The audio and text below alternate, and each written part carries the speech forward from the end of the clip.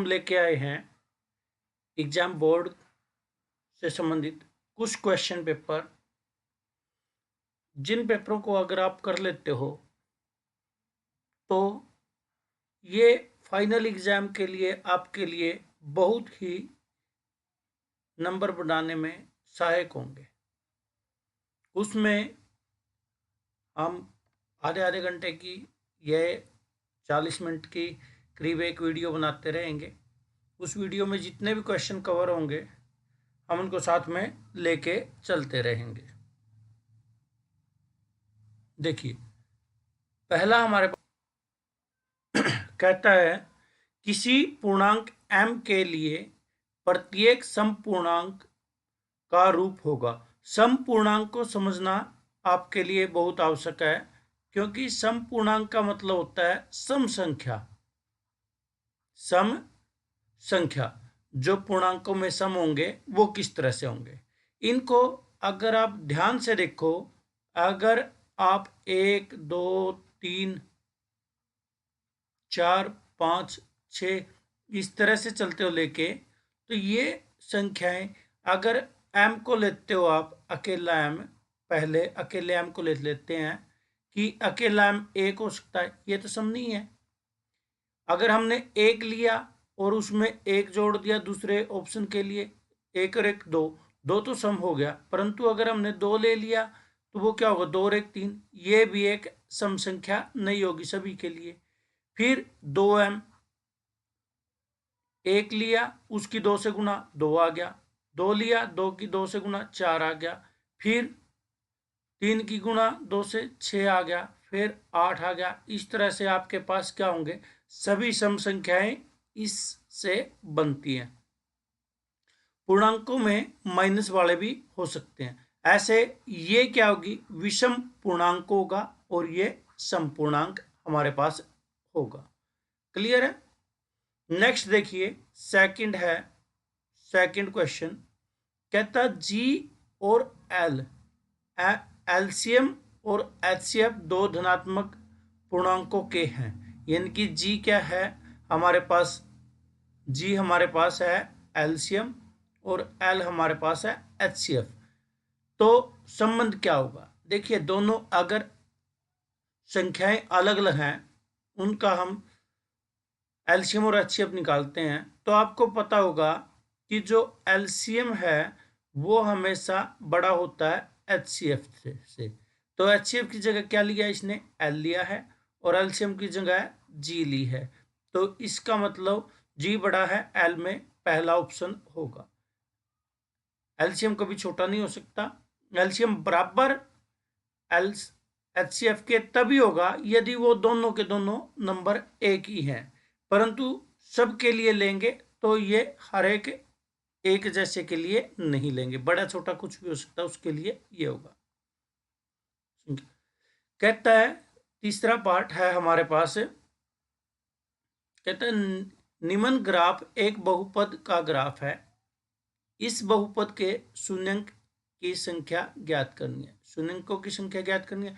देखिए शून्यंक क्या होते हैं, बहुपद होता है px के रूप में, और हम क्या करते हैं px यानी कि x के स्थान पर रखते हैं, और जो px की जीरो आती है, जो भी वैल्यू हम x के स्थान पर रखेंगे, अगर वो जीरो उस बहुपद को कर देती है तो वो उसके शून्यंक होंगे। यानी कि x के वो मान जो px का मान जीरो देंगे, यानी कि ये रेखा है बहुपद को दर्शाएगी और ये चर को दर्शाएगी। तो चर के वो मान यानी कि x अक्ष पर y के मान क्या होते हैं, जीरो होते हैं। तो जहां जहां इसके ऊपर ग्राफ काटेगा उतने ही उसके शून्यंक हो जाएंगे। जैसे 1 2 3, तो 3 इसके शून्यंक होंगे। क्वेश्चन नंबर 4 है कि हमारे पास दो समीकरण दिए गए हैं, दो चर वाले रैखिक समीकरण, और उनमें x और y का मान आपने निकालना है। देखिए हम इनको जब सोल्व करते हैं तो दो तरीके हैं इसको सोल्व करने के, या तो आप इनकी वैल्यू निकाल लीजिए, या इन वैल्यू को समीकरणों में रखते रहिए। ज़्यादा बेटर यही रहेगा, समीकरणों में रखो। पहले ऑप्शन के सभी इसके अंदर रखेंगे, यानी कि पहले दोनों को हम जोड़ेंगे। हमारे पास क्या होगा, ये एलसीएम क्या आ जाएगा, 5 आ जाएगा। और इन दोनों का जोड़ क्या होगा, 19 और 6 25, कटने के बाद 5 आ गया। इन दोनों को जोड़ेंगे तो माइनस आएगा, ये तो वैसे ही कट जाएगा। ऊपर ऊपर वालों को जोड़ेंगे तो ये क्या आ जाएगा, 13 आ जाएगा। 13/5, ये भी कट के 5 उत्तर नहीं देता इनमें, यानी कि इससे हमारा उत्तर क्या मिल रहा है, 5 मिल रहा है। एक ही समीकरण में रखने के बाद आपको ये आइडिया हो जाएगा कि किससे हमारा आंसर निकलता है, किससे नहीं निकलता, क्योंकि ये दोनों प्लस के हैं, इनसे माइनस का आंसर आएगा, तो माइनस का तो है नहीं। इन दोनों नीचे वाले हर सेम है, तो अंश को जोड़ेंगे तो 13 आ जाएगा। 13 को 5 से भाग देंगे तो ये 5 आंसर नहीं देगा। इसका मतलब ऑप्शन फर्स्ट हमारा राइट हो जाएगा। अब क्वेश्चन नंबर हमारे पास फिफ्थ है। फिफ्थ कहता है कि -5x और 3 एपी में है। किस में है, एपी में। एपी का मतलब होता है दूसरे पद में से पहले पद को घटाएंगे और तीसरे पद में से दूसरे पद को घटाएंगे तो सारा अंतर क्या होगा, समान होगा। यानी कि x में से 5 को घटाएंगे तो ये प्लस का 5 हो जाएगा, और 3 में से x को घटाएंगे माइनस का x हो जाएगा। x वाले इकट्ठे कर लीजिए और 5 को इधर ले जाइए, तो ये x वाले इकट्ठे करेंगे तो x प्लस x, और ये आ जाएगा 3 माइनस 5।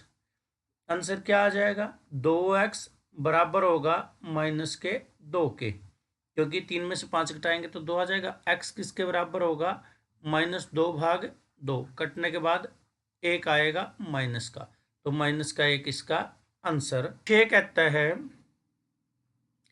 कि द्विघात समीकरण 2x² प्लस x -6 बराबर 0 का विविधकर कितना होगा। विविधकर कितना होगा, देखिए विविधकर d होता है, d का मान होता है b² -4ac, और इसी को पूछ रहा।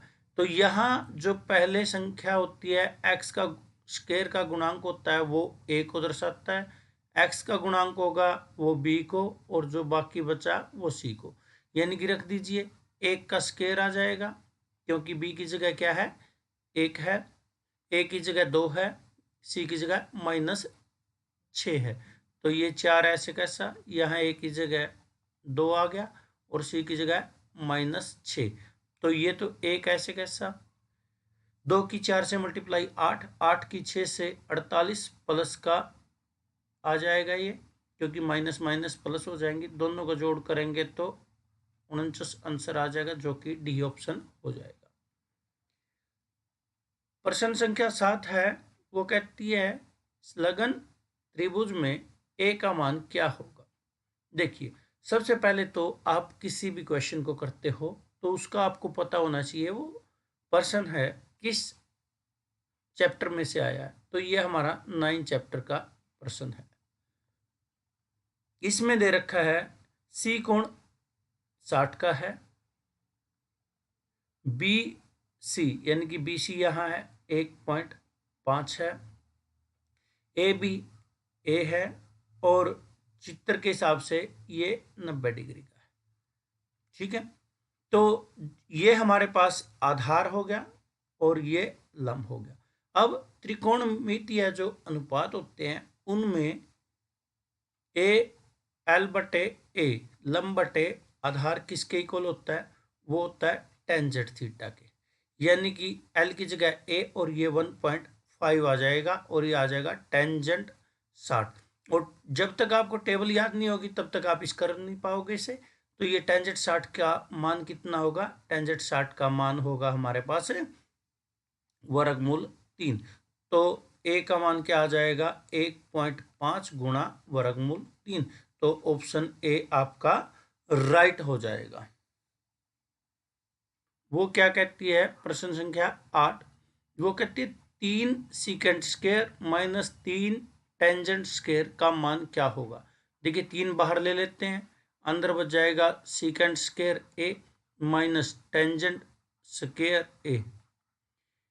ये आइडेंटिटी होती है, यानी कि हमारे पास एक फॉर्मूला होता है, सूत्र होता है, जिसका उत्तर आता है 1।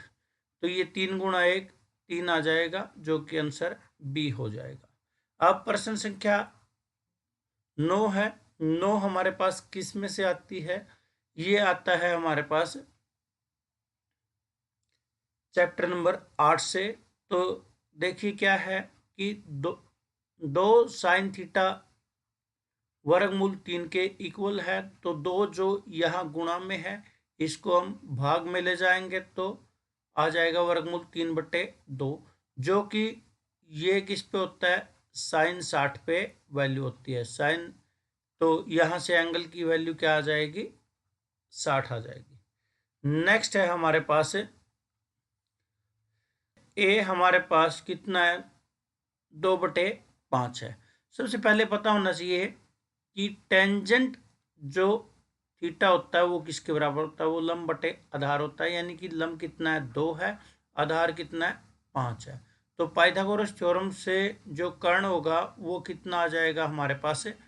वो आ जाएगा 2 का वर्ग 4 और 5 का वर्ग 25, यानी कि दोनों का मिला के वर्गमूल 29 हमारे पास आ जाएगा। तो अब के हमारे पास मिल गया। अब जो फॉर्मूला उसमें रखिए 1 माइनस कोस। कोस क्या होता है हमारे पास? आधार बटे कर्ण होता है, फिर उसका वर्ग है। आधार क्या है हमारे पास? 5 है, 5/29 वर्गमूल और इसका वर्ग।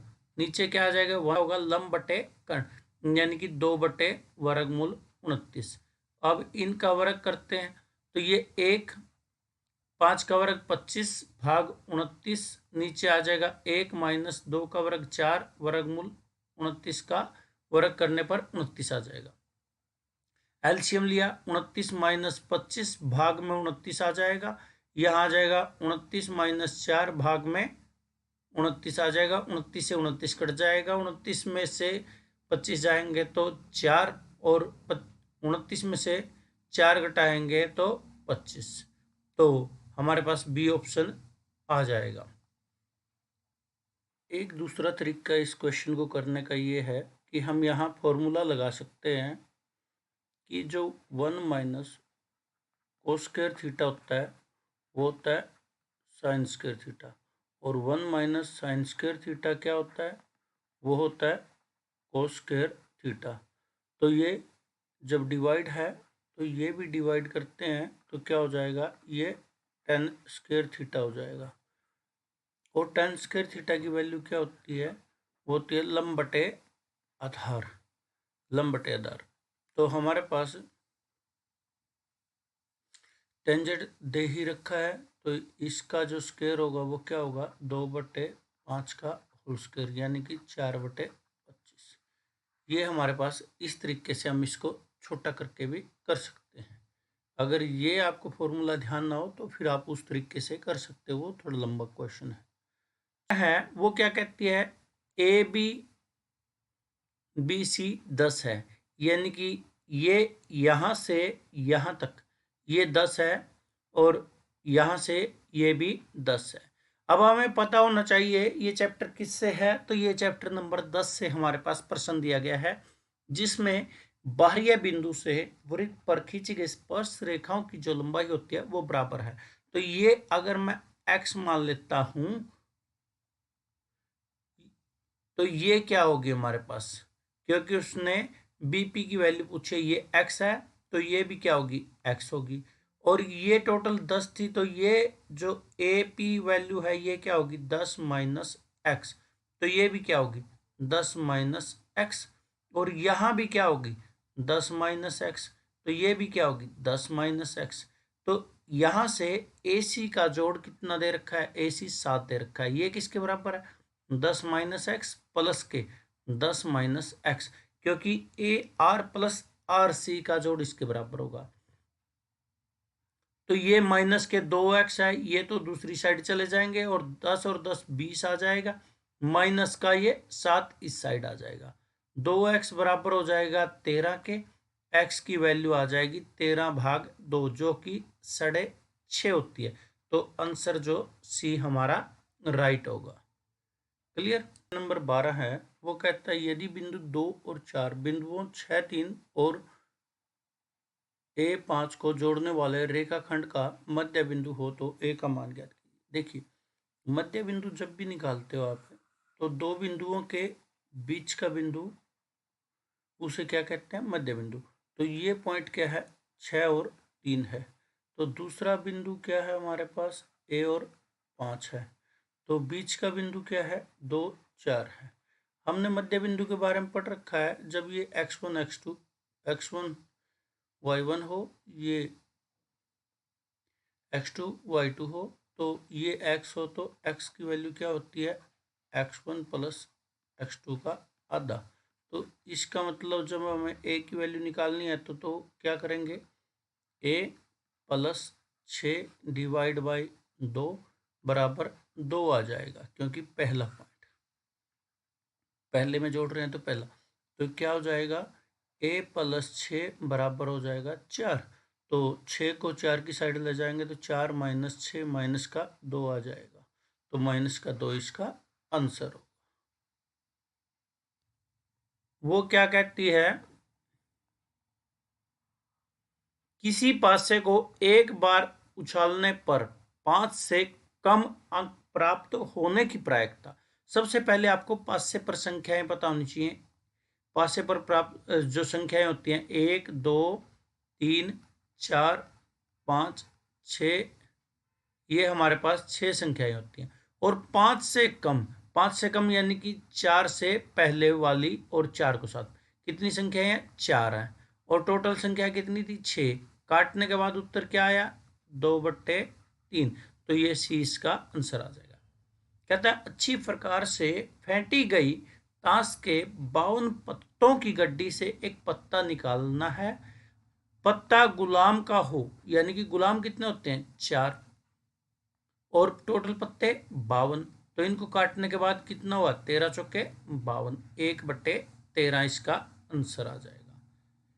देखिए, ये प्रश्न है, वैसे तो ये एक्सरसाइज कट चुकी है 13 जो हमारे पास मध्य बहुलक वाली है, उसमें जो लास्ट एक्सरसाइज है उससे संबंधित ये प्रश्न है।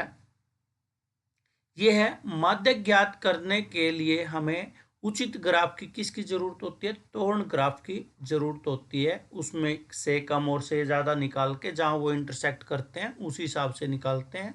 वो एक्सरसाइज कर चुके हैं, फिर भी आपको थोड़ा बहुत पता होना चाहिए। क्वेश्चन नंबर 16 कहता है गोले का पृष्ठीय क्षेत्रफल 4 पाई सेंटीमीटर स्क्वायर है, तो गोले का व्यास क्या होगा? ये क्वेश्चन नंबर है हमारा।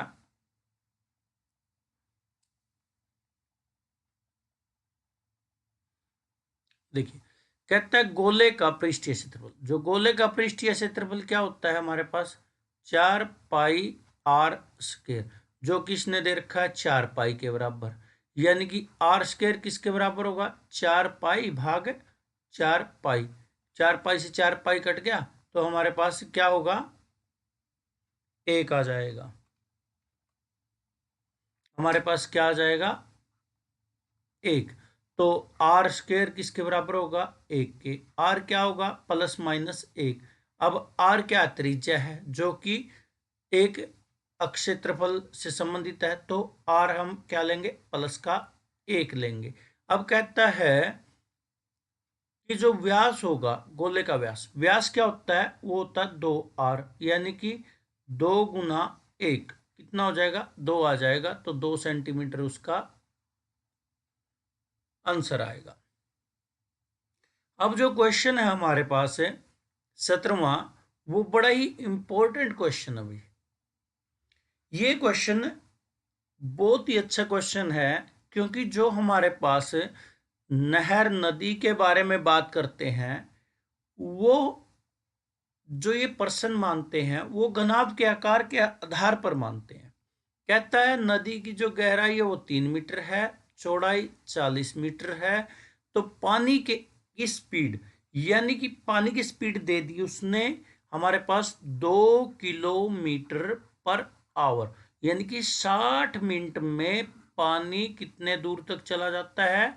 2 1000 मीटर तक चला जाता है, ये मिनट में। अब पानी की 2 मिनट में निकालना है, तो 1 मिनट में कितना जाएगा, 2000 भाग 60, 1 जीरो से 0 कट जाए। अब 2 मिनट में कितना जाएगा, 200 भाग 6 गुणा 2, इससे काटने के बाद 3 आ जाएगा। कितनी दूरी हो जाएगी, 200/3 मीटर दूरी तक लंबा पानी नहर में इकट्ठा हो जाएगा 2 मिनट में। तो ये लंबाई का काम करेगा, और ये किसका, ऊंचाई का काम करेगा, और ये चौड़ाई का।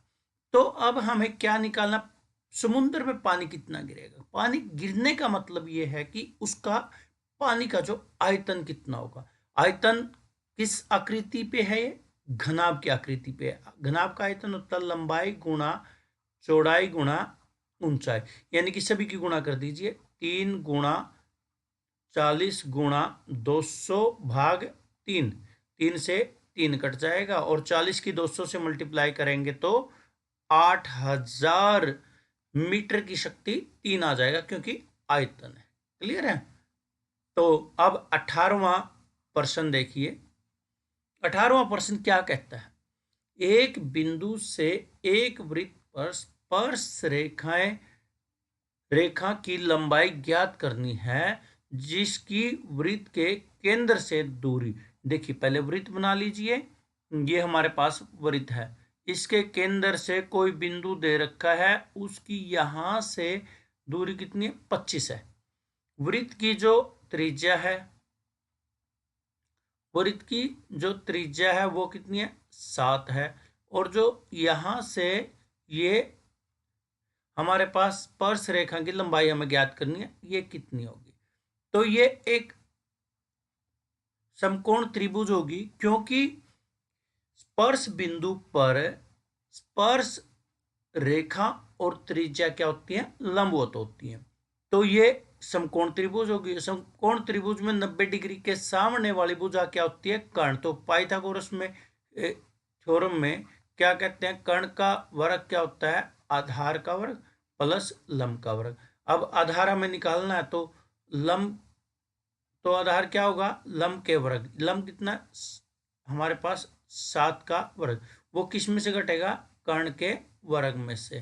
तो उसको घटाएंगे तो हमारे पास क्या आ जाएगा, का वर्ग कितना होता है, 625 माइनस 7 का वर्ग 49, तो घटाएंगे तो हमारे पास क्या आ जाएगा, 576। देखिए कितना आ जाएगा, 576। ये किसका होता है, 24 का। तो इसका आंसर कितना आ जाएगा, 24 आ जाएगा। अब हमारे पास जो प्रश्न है वो हमारे पास प्रश्न इस प्रकार से हैं। ये केस स्टडी से संबंधित ही प्रश्न माने जाते हैं, क्योंकि प्रश्न 19 और 20 में अभिकथन और तर्क पर आधारित प्रश्न है, जो 1 नंबर के हैं, एक नंबर के हैं, 2 तो 2 नंबर के होंगे, जिसमें हमारे पास ए अभिकथन और तर्क आर दे रखा है। पहला ऑप्शन किसके लिए आपने लगाना है, अभिकथन ए और आर दोनों, यानी कि तर्क और अभिकथन दोनों सत्य हैं। तर्क अभिकथन की सही व्याख्या करता है। अभिकथन ए और तर्क आर दोनों सही हैं, परंतु तर्क अभिकथन की व्याख्या नहीं करता, उसके लिए बी आपने ऑप्शन लगाना है। सी आपने पहला सही है, परंतु आर गलत है। डी में एक गलत है, आर सही है। अब देखिए, अब ये क्वेश्चन क्या है, इनको हल करना पड़ेगा आपको। कहता है x प्लस वाई का जोड़ है वो 3 के बराबर होगा। कब, जब x का मान क्या है 2 साइन स्क्वायर थीटा है। तो यहां रख दीजिए, क्या आ जाएगा, 2 साइन स्क्वायर थीटा। y का मान क्या है, 2 कोस स्क्वायर थीटा प्लस 1। देखिए इनका जोड़ 3 आना चाहिए, तो मैं क्या करता हूं, इन दोनों में से मैं 2 कॉमन ले लेता हूं। तो sine square theta plus cos square theta plus में 1, ये 2 तो ऐसे कैसा, और sine square theta plus cos square theta ये फॉर्मूला होता है 1 का, प्लस 1। तो क्या हो जाएगा 2 + 1, कितना आंसर आएगा 3, जो कि सही है। इसका मतलब ए सही है। सेकंड कहता है थीटा के किसी भी मान के लिए sine square theta plus cos square theta एक होता है। ये भी आइडेंटिटी सही है, यानी इसी आइडेंटिटी का यूज हमने यहां किया है। इसका मतलब अभिकथन भी सही है और आर भी सही है, और आर सही व्याख्या करता है अभिकथन की। तो इसके लिए हमारे पास क्या होगा, 19% का आंसर ए होगा। अब देखिए, अब हम चलते हैं 20वें प्रश्न पर। 20वां प्रश्न क्या कहता है, कहता है A21 - A7 का जो उत्तर आएगा वो 84 आएगा, तो सार्वंतर 14 है। तो सबसे पहले A21 का मतलब क्या होता है, A21 का मतलब होता है A + 20D। ये हमारा 5वें चैप्टर से है, AP वाले से। और A7 का मतलब क्या है, A + 6D। अब कहता है कि 21 में से 7, A21 में से A7 को घटाते हैं, तो घटाएंगे तो इनके निशान चेंज हो जाएंगे, तो कट जाएगा। ये कितना बचेगा 14D, जो कि 84 के इक्वल है। और D कितना हो जाएगा 84/14। ये किस पे आ जाएगा 6 पे कट जाएगा। तो आंसर कितना बता रहा है, ये तो 14 बता रहा है। इसका मतलब क्या होगा, ये भी कट गया, ये भी कट गया, दोनों सही तो नहीं है। इसका मतलब ए क्या है, गलत है। तो डी इसका आंसर आएगा। नीचे वाला सॉल्व करने की आपको आवश्यकता ही नहीं पड़ेगी।